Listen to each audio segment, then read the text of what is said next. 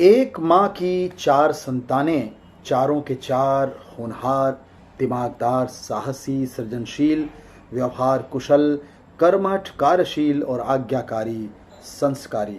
लेकिन कहते हैं समय करवटें ज़रूर बदलता है और फिर गांव में एक व्यक्ति आया जो बाहर से तो बहुत अच्छा और सच्चा दिखता था। सो गांव वाले उसके सम्मोहन में आ गए और उसके दीवाने हो गए। और वो दीवाना प्रतिदिन एक घने छायादार आम के पेड़ के नीचे अपनी चौपाल लगाता और मदारियों सा माहौल जमाता। गांव धीरे धीरे उसके काबू में था। हर परिवार तक उसकी पहुंच हो गई थी। खेत से खलिहान और फिर घर से रसोई, बैठक, आंगन तक, यहाँ तक कि समधी समधियाने में तक उसकी पहुंच पैठ बन गई थी। फिर एक दिन दीवाने ने एक खेल शुरू किया। एक माँ की चारों संतानों के बीच फूट का बीज बो दिया। चारों संतानें आपस में ज़मीन जायदाद, रुपया पैसे का हिस्सा बंटवारा लेके बैठ गए। इस सब में सालों सदियों का प्रेम भाव, आपसी व्यवहार, आपस का रिश्ता सब आग में जलकर खाक हो गया। और चारों संतानें अलग अलग हो गईं। खेती अलग, खलिहान अलग, बर्तन, फसल, घर, मकान, ढोर डंगर, सब के सब अलग अलग। सभी ने माँ को भी छोड़ दिया। माँ सोच में पड़ गई कि इनको आपस में किसने लड़वाया कि वो मुझको तक भूल गए। धीरे धीरे चारों संतानों की लड़ाइयाँ गली नुक्कड़ चौराहों, रास्तों, सारे गांव के सामने होने लगी। लोग हैरान थे कि इतना शांत, सभ्य, सुशील, संस्कारी, व्यवहार कुशल रास्ते के राही को भूख प्यास के लिए पूछने वाला संस्कारी परिवार ये तामसिक प्रवृत्ति में कैसे आ गया। गांव वाले ये सब सोच ही रहे थे कि एक दिन एक और झगड़ा देखने को मिला कि गांव के चार टोले थे तो चार टोलों में दो टोलों के लोग एक दूसरे के खून के प्यासे हो रहे थे। धीरे धीरे गांव के सभी टोले, गांव के सभी लोग आपस में लड़ने झगड़ने लगे। तीज त्योहार पर्व पर भी एक दूसरे को निशाना बनाने लगे। एक दूसरे को मरने मारने पर उतारू हो गए। गांव के कुछ मुट्ठी भर लोग ये सब देख रहे थे और सोच रहे थे कि हमारे गांव को क्या हुआ, किसकी नज़र लग गई, सब कुछ बर्बाद हो रहा है। लेकिन मुट्ठी भर लोग कर भी क्या सकते थे। कई बार गांव वालों को समझाया, आईना दिखाया, लेकिन गांव वाले अब अपने इस लड़ाई को कर्तव्य, कर्म और संस्कार समझने लगे थे। और तो और इस खून खराबे को ही वे अपनी जागृति समझ रहे थे। लेकिन एक सुबह नया संदेशा लेकर आई और खबर आई कि दीवाना आम के पेड़ के नीचे नहीं है। पता नहीं कहाँ चला गया। धरती निगल गई कि आसमान खा गया। गांव के दीवानों ने दीवाने को खूब ढूंढा पर वो नहीं मिला। धीरे धीरे गांव वाले भी दीवाने के बगैर जीवन यापन करना पहले जैसा करने लगे। लेकिन ये क्या, गांव के लोगों ने देखा कि अब सभी गांववासी प्रेम पूर्वक मिलजुल कर सभ्यता से रह रहे हैं। कोई झगड़ा नहीं, कोई टंटा नहीं। ये कैसा चमत्कार हो रहा है। धीरे धीरे कुछ समय बीतने पर उनके गांव में पुलिस आई और उस दीवाने की पूछताछ करने लगी। गांव वालों को जो पता था वो सब बता दिया, पर पुलिस तो उसे ही खोजना चाहती थी। सो गांव, खेत, खलिहान, टोला टोले सब छान डाला, कुछ सुराग नहीं मिला। फिर 13वें दिन कुछ मिला। गांव से बाहर, गांव से कुछ दूरी पर, पहाड़ी इलाके के नीचे एक सूखे कुएं में दीवाने की सड़ी गली लाश मिली और लाश के साथ जेवरों की एक बड़ी पोटली भी हाथ लगी।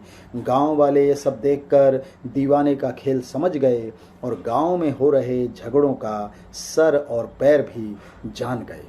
तब गांव वालों को समझ में आया कि एक गलत व्यक्ति, एक गलत सोच जब एक परिवार को, एक गांव को बर्बाद कर सकती है, तब देश, प्रदेश और दुनिया तो बहुत छोटी चीज़ है। गांव वाले तो अब दूध के साथ छाछ को भी फूंक फूंक कर पीते हैं और प्रेम भाव, भाईचारे की नाव में ही जीते हैं।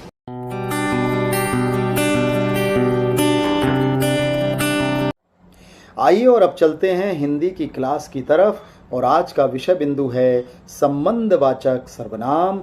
सबसे पहले इसकी परिभाषा।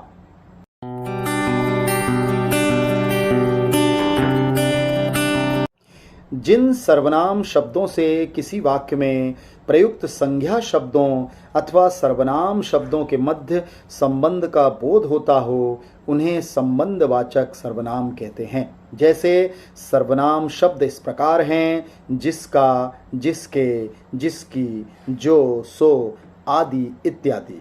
संबंध का पूरा अर्थ है एक साथ बंधना, जुड़ना या मिलना या लगाव रखना।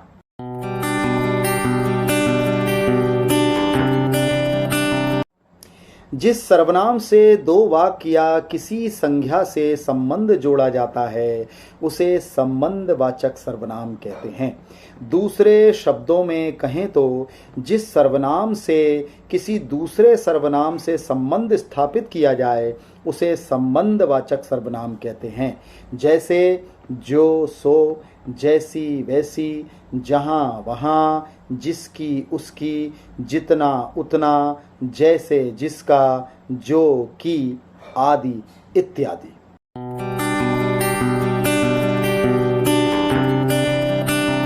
संबंधवाचक सर्वनाम के कुछ वाक्यों के आधार पर उदाहरण समझते हैं।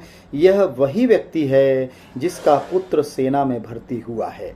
दूसरा, जो कल आएगा सो इनाम पाएगा। तीसरा, जो मेहनत करते हैं वे असफल नहीं होते। जिसको आना है वह आ सकता है। वह कौन है जो नाच रहा है? जैसा काम वैसा नाम।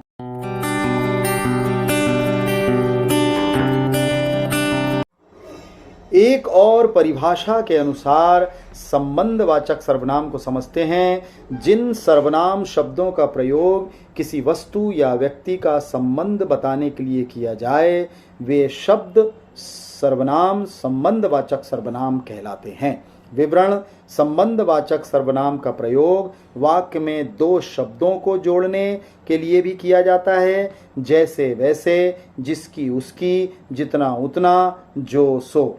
और अब फिर से वाक्यों के आधार के उदाहरण को हम देखते हैं। जैसी करनी वैसी भरनी, जिसकी लाठी उसकी भैंस, जो जैसा कर्म करेगा वैसा फल पाएगा। यह वही घोड़ा है जिसके बारे में मैं आपको बता रहा था। जैसा बोओगे वैसा ही काटोगे। जो विद्यार्थी परिश्रम करेगा वही पास हो पाएगा। यह वही गुड़िया है जैसी तुमने मुझसे मांगी थी। वह चोरी कर रहा है जो कि गलत काम है। मैं वही करूँगा जैसा तुम कहोगे।